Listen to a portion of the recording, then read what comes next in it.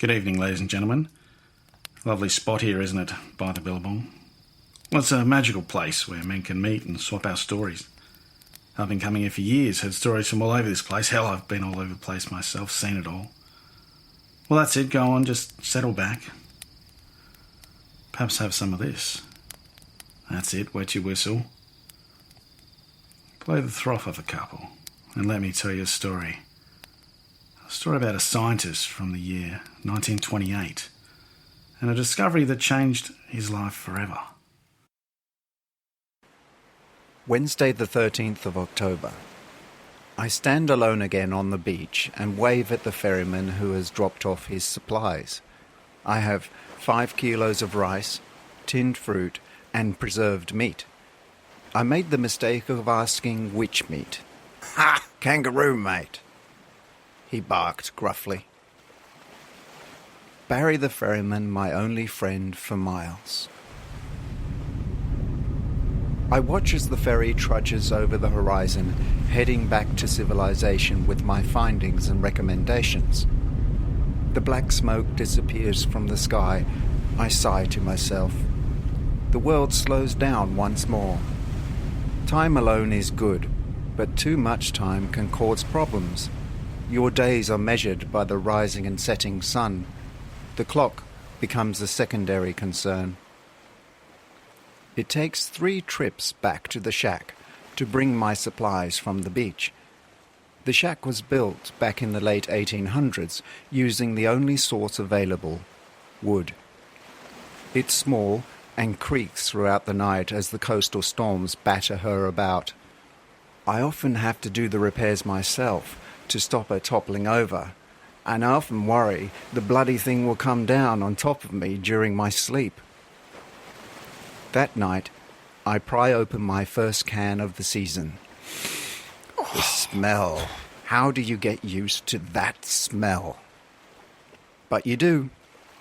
When my rations are low and I'm on fish again, I dream of this jellied muck.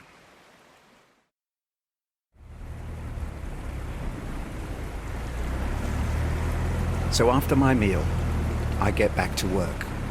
My studies have taken me along the coast of the Great Barrier Reef, taking my little boat out to the great drop-off.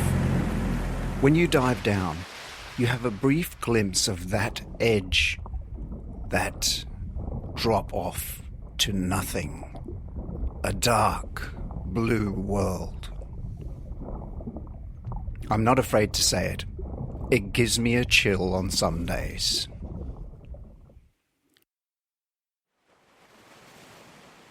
Today I continue my scout for spores and jellies, for the possibility of discovering a new substance that can be perfumed or used as a gel. Something to make our domestic lives better, or improve our medicines, but mainly to make my employers stinking bloody rich.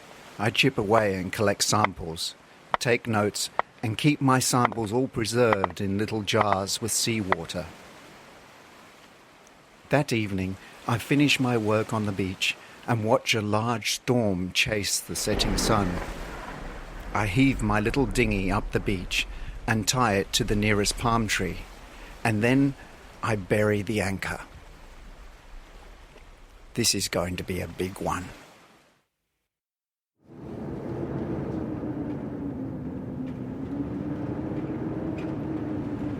The wind blew and blew all night, battered my little shack. I bunkered down as I have before and waited it out. I had some fresh cigars and puffed away. Eventually, I drift off. I wake to the stillness. The storm has passed and the heat is back. I get up and head down to the beach to see the damage and see what has been stirred up onto the coastline. I walk down and I can see that my dinghy has come loose throughout the night. The tide rose and swept it away. I cursed to myself. As I looked around, I run back to the shack and grab my binoculars. Scanning the horizon, I spot my little boat. It looks as if the anchor has caught itself on the precipice of the reef. I rip off my shirt and run into the water and start to swim out to salvage the boat before it comes loose and drifts off forever. I manage to get to the boat and my 2 oars are still secure. Then I turn my attention to the anchor. Looks like it has gone down deeper than I can dive in one breath. I clamber out onto the boat and pull open a hessian sack in which I keep a very long length of pipe attached to a helmet. This allowed me to get to the depths I needed for samples. Over I go, and down I go. I take grip of the anchor's chain and slowly pull myself down until I reach the reef's edge. There, the anchor is hooked under a large piece of brightly coloured reef. I dig my feet under a piece of rock and begin to tug on the anchor. That's when I saw it. Glowing. Not a shimmer, but glowing. 6. I stop and decide to take a closer look.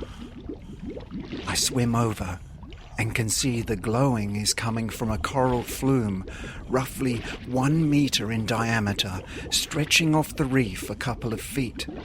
I swim over and hover over the light, peering into the flume, and what I saw I could not believe.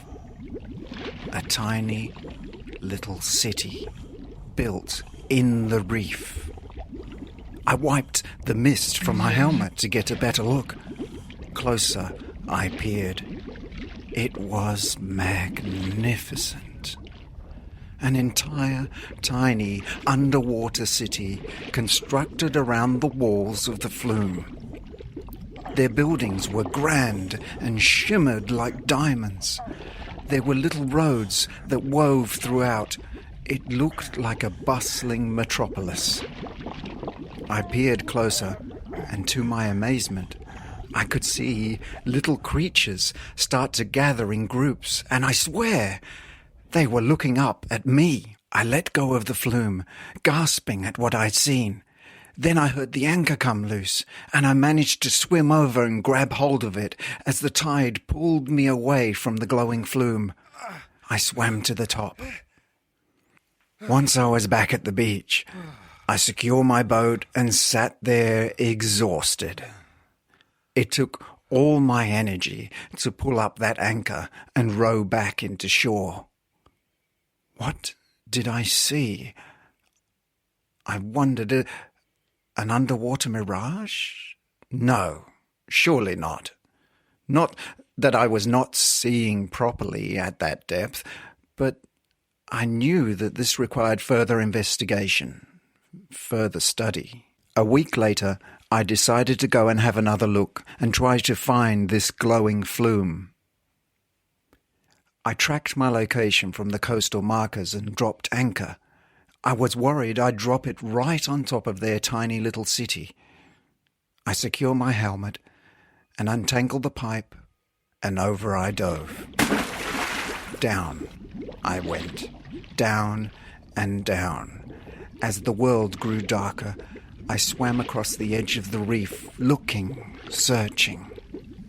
Stopping for a moment, I looked around. So peaceful. I must have been down there for 20 minutes before I found it. The flume, glowing in the dark blue. I swam over and gently held onto the edge and peered in. There it was, the tiny, bustling little world, the bright colours, blues and greens and pinks. This time, I leaned in closer for a better look. My shadow covered the entire city, and I could make out the little creatures. They scurried around. I wondered if I scared them. I'd say they looked like little jelly beans. That's the only way I can describe them. Yes, jelly bean men. I manoeuvred around to get a better look at the buildings, and I accidentally knocked loose a tiny piece of the flume. It floated down and crashed into one of the streets. Slowly, They all started to pour out of their little buildings and gather together to form one solid unit. It stretched out to cover the entire entrance of the flume. It was marvellous, and I watched as little men morphed together and the colour changed to a dark brown. They were imitating dead coral. I gently pulled tweezers and tried to collect a sample, but it was hard. It was solid. It was protected. After some time, I realized I had been locked out and decided I needed to return to the surface.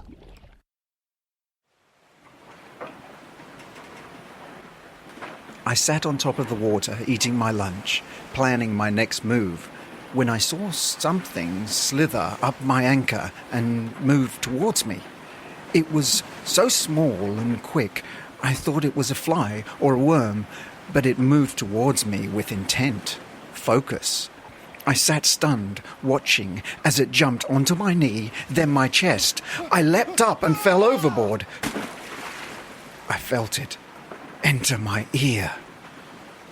I scrambled back onto the boat and stuck my finger in my ear trying to dig it out.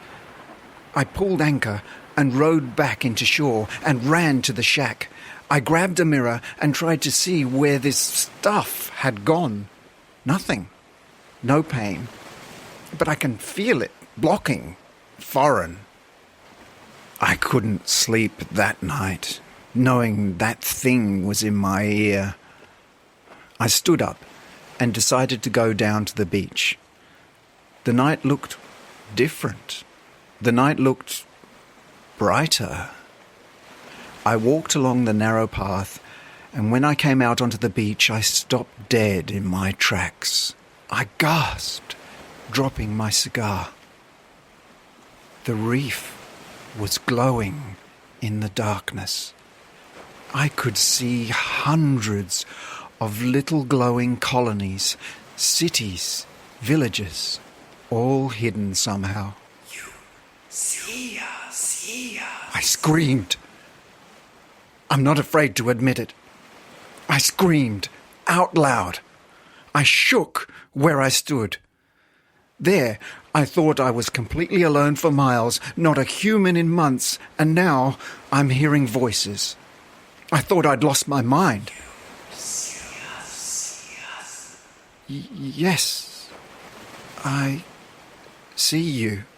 What are you? I am Peter. Peter Verma. From South Australia. Originally from England, a long, long time ago. Yes. I come from a city called Adelaide. I sat on the beach and spoke with them for the entire evening. They were called the Kala, and they told me stories from the first time they saw humans. They talked of tall ships and sails and bloodshed. They must have seen the first settlers arrive, but that was over 2,000 kilometres away. They are a vibrant society who live amongst the reefs surrounding the entire country. It was incredible. I apologised to them about my intrusion and said I would like to keep speaking to them if they wanted to. They agreed, and then I felt that little thing, liquid, in my ear evaporate. The ferryman arrived the following day with the mail and to collect my findings. I winced when I saw him carelessly throw his anchor over the side, knowing now about the little population living beneath the water. The gruff man looked perplexed when I had little or no samples or mail to send back. He shrugged and left. My time with the Kala was brief, but in the next 2 months I spent with them, I learned about their culture and history. They had been here for a long, long time, and their technology was incredible.